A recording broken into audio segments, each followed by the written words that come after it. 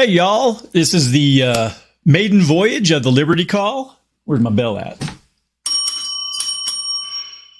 Little play on words there with my former military self. So hope everyone's having a fantastic Monday. I've went out and ran some errands just a little while ago. So looks like the market was just as terrible when I was away from my desk as it is right now. So, but hope everyone had a great day. And it's a little after, it's 2:26 Mountain Time here in the beautiful state of Colorado. So, all right. Well, what we're going to do and how this format, hey, you can see my doggy's tail. He's walking around. We're going to cover, the news of the day, what the markets have done. And, I'm not sure if I can answer questions if anyone's actually watching. So we'll see. We'll see where this goes. I thank you for taking a few minutes to listen. So let's go ahead and let me share my screen and we'll get in there and get going. So, all righty. Get that out of the way. All right. So what's the news today? Let's see how the markets did. The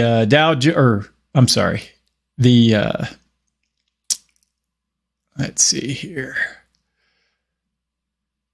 Oh, that's the U.S. cash. Sorry about that. A little discombobulated right now. So, all right. The Dow Jones was down 652 points today.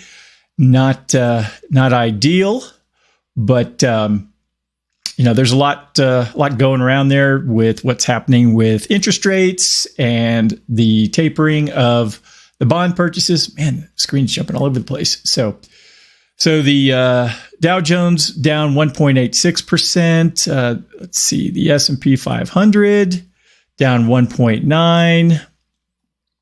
NASDAQ, I'm not going to click on these anymore. NASDAQ was down 1.55. And if you remember yesterday, I was talking about the VIX. The VIX right now is up to, 27.19. 30 is kind of the number I use as a gauge. If it goes over 30 on a consistent basis, we probably should worry. If it just touches 30 and comes, recedes back down over the next few days, then probably something not necessarily to worry about. The dollar index, I know it's something I talk about a lot with clients. It has gone from right around 90 all the way up to about 95, 96.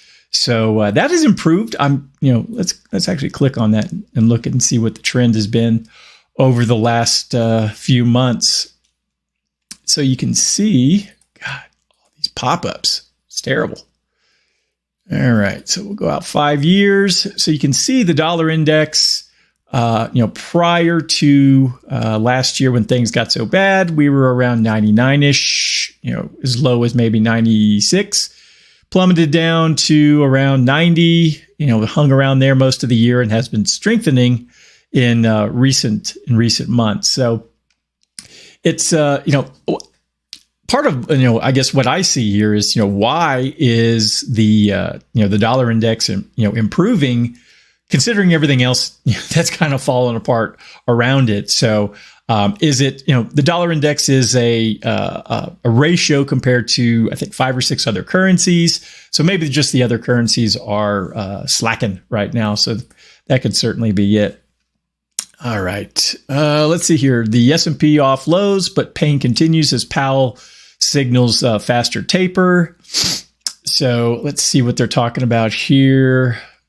Another pop-up. The economy is very strong and inflationary pressures are high, and it is therefore appropriate, in my view, to consider wrapping up the taper of our asset purchases, which we actually announced at the November meeting, perhaps a few months sooner, Powell said in testimony before the Senate Banking Committee.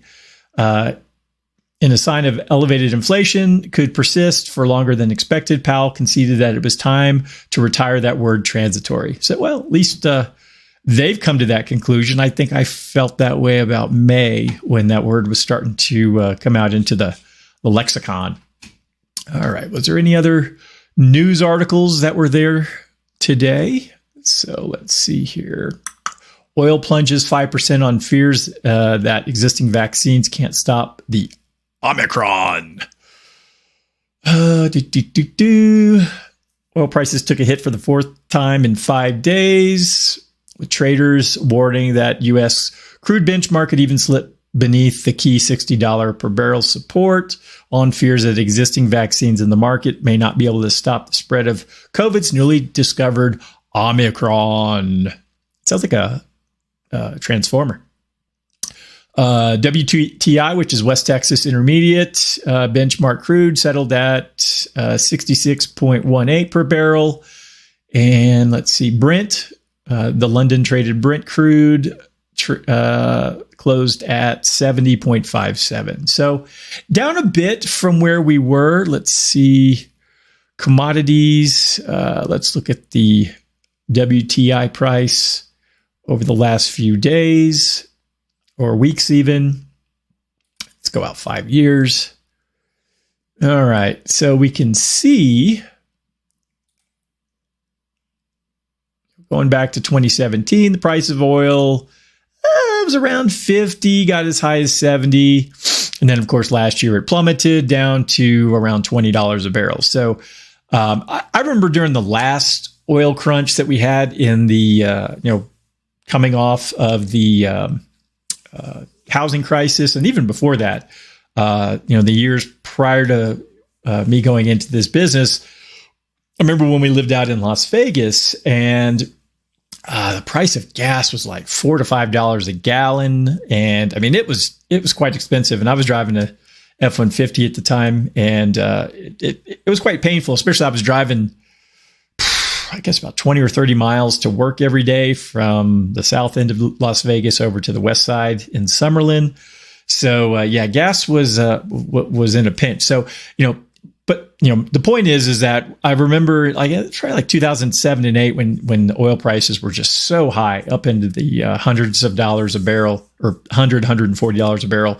I was looking back at the analysis of historical prices priced in real dollars at that point, and looking at it historically, $30 to $40 to $50 a barrel is probably about the average over time, if you adjust for inflation. And it had been a little high prior to this, but the reason we're seeing such a high price today is, a cut in production and the amount of oil rigs that were offline over the last year. So I know I talk about that on my Friday videos, but so anyways, like I said, looking back, this is more normal. We've had a lot of volatility over the last 20 years in energy prices. So personally, I think it'll come back down, but we'll see where that goes. So let's see. I don't see any comments. So I guess no one's watching. Anyways. All right. Let's go ahead and jump over to Yahoo Finance. See if there's, I clicked a couple of articles here that I did want to breeze through. This first one was at near the top. It's the 11 worst retirement mistakes and how to sidestep them. All right. Let's see if this is any good. So I have not read through this yet. All right. Let's see. Quitting your job. The average worker changes jobs about a dozen times during their career. Many do so without realizing they're leaving money on the table in the form of employer contributions to their 401k, profit sharing, and stock options. It all has to do with vesting, which means that if you don't have full ownership of the funds or the stock that your employer matches until you've been employed for a set period of time, often 5 years. So that's a good tip. Not saving now. Hey, that's probably one of my biggest complaints is, people just don't save. My recommendation for most people, if you're just getting started, is, save 25% of what you make. Just set it aside, learn to live without it. And if it's tight now, when you get your next raise, just continuing to live on the same amount until you get to 25% of your income going into your nest egg for the future. So, not saving now. So you got your 401ks, you got your IRAs. Let's see, not having a financial plan. Yeah. I kind of break things down into the most simple ways to look at life. And, the way I look at financial planning, yes, there's 6 major areas, but, when you really boil it all down to the most simple facts, it really, I call it, plan, save, protect. Saving without knowing where you're going is kind of fruitless. You know, and then planning and not saving. I mean, you're never going to get to where you want to be. And then if you're doing the first two, you know, are you protecting your assets? Do you have, you know, the right types of insurance on your health, your life, you know, disability insurance? You know, do you have umbrella coverage if need be? You know, are you able to self-insure? Do you have enough? Do you have enough in assets to self-insure yourself? You know, maybe you don't need car insurance, or maybe you just need liability, and you know you have the money sitting in the bank. If you know your car gets wrecked, you just go get another one. But having a plan in place, I think, is you know, really important. Whether or not it's you know, having a fitness plan or your financial plan or going out and getting a college degree, you know, you got to have a plan. You know, what is the course of action you're going to take and what's it going to lead to later on? Not maxing out the company match. You know, it seems like a no-brainer, but you'd be surprised how often folks are not, you know, getting that free money from their employer.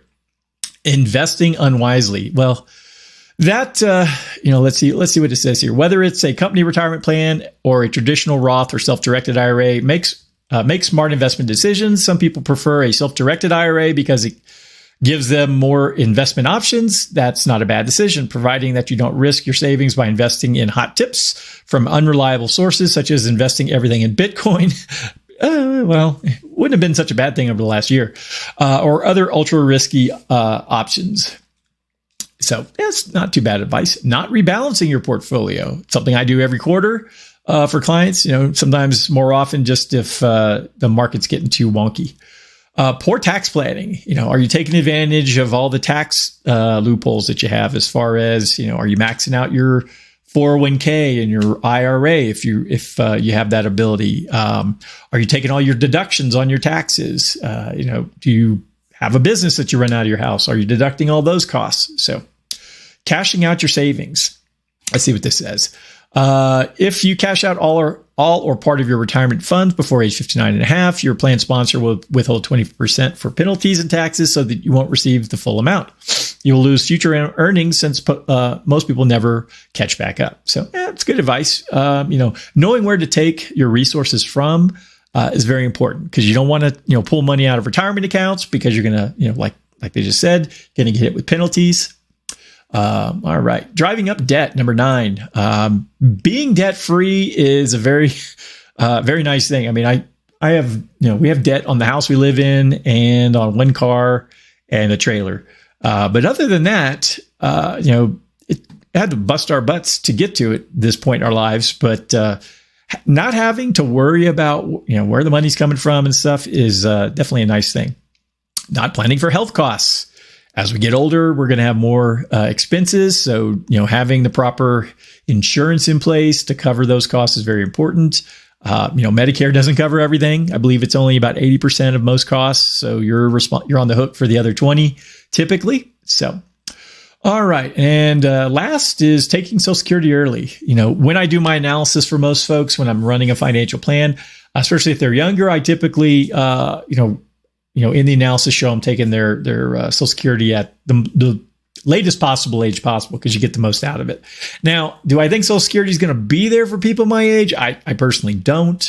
You know, it's the way our government is runs things on a fiscal basis. I have very little confidence that my Social Security benefits will be there. But you know, if things do fall apart sooner than later, you know, I guess my bigger concern is what we can do for the folks that we've made these promises to. So, all right, let's see here. The next article, Wharton's Jeremy Siegel warns that stocks could drop 10% as soon as December. Hold fast with these 3 conservative tech picks. Well, I'm not really going to go into what the actual picks are, but let's see if he says what his rationale is.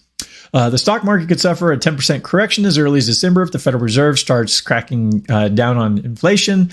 A respected author and professor of finance says, with inflation hitting a 30-year high of 6.2 in October, Jeremy Siegel expects the Fed will finally roll up its sleeves at its next meeting. That could mean the end of low interest rates and the beginning of market volatility. When the Fed gets serious, I think they will, at this December meeting, we're going to see some tremors. The Wharton School professor recently told CNBC. Even so, Siegel believes that the stock market remains the only reliable source of inflation-stopping returns and that conservative tech stocks should perform well. Here are three. I'm not going to get into the actual stocks. We're not here to provide investment advice on specific things. Let's see, a real alternative to the stock market. The main reason Siegel is keeping his money in the stock market is because of his belief that there are no better alternatives to owning stocks when inflation is raging. That's probably true.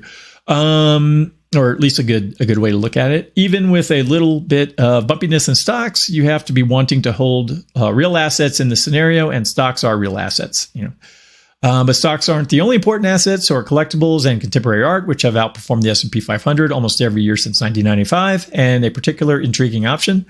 I don't know of anyone who can afford Andy Warhol or Banksy paintings, but that is some a good perspective. So, all right, let's see if there was anything else here that was of any interest.